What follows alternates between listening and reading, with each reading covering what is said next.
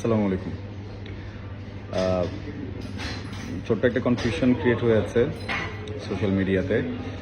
বিভিন্ন জায়গায় বিভিন্ন রকমের নিউজ হচ্ছে আমার শারীরিক অবস্থা নিয়ে। এটা নিয়ে আসলে ঘাবড়ানোর কিছু নেই। নিউজগুলো ফেক। কারণ আমি এমন কোনো শারীরিক জটিলতার ভিতরে নেই যেটা প্রাণনাশক, বা এমন কোনো শারীরিক জটিলতার ভিতরে নেই যেটার জন্য আমি খুব বাজে রকমের অসুস্থ হয়ে পড়বো। হ্যাঁ, আমার সৃষ্টিকর্তা যদি চান হয়তো আমি এই মুহূর্তে এখানে অসুস্থ হয়ে যেতে পারি, দ্যাটস আ ডিফারেন্ট সিনারিও। কিন্তু এমন কোনো রোগ এখনও আমার শরীরে বাসা বাঁধেনি আলহামদুলিল্লাহ, যেটার কারণে টেনশনের কিছু আছে।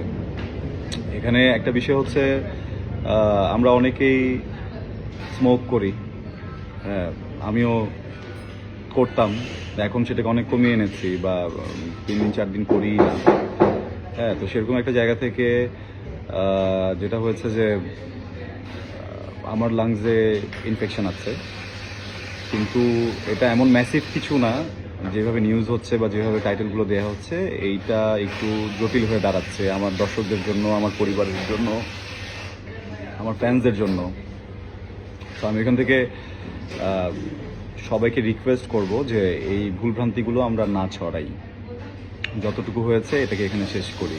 যারা নিউজগুলো করেছেন আপনারাও আসলে আমার পরিবারেরই অংশ, বাইরের কেউ না। আমিও বুঝতে পারছি আপনারা কনসার্ন, কিন্তু আমার মনে হয় যে নিউজটা করার আগে যদি আমার সাথে একটু কথা বলে করেন তাহলে এই জটিলতাটা থাকতো না, বা এই ধরনের কনফিউশন ক্রিয়েট হতো না। আর আমার পোস্টটা একদমই ছিল আমার জুনিয়রদেরকে সতর্ক করার জন্য, আমার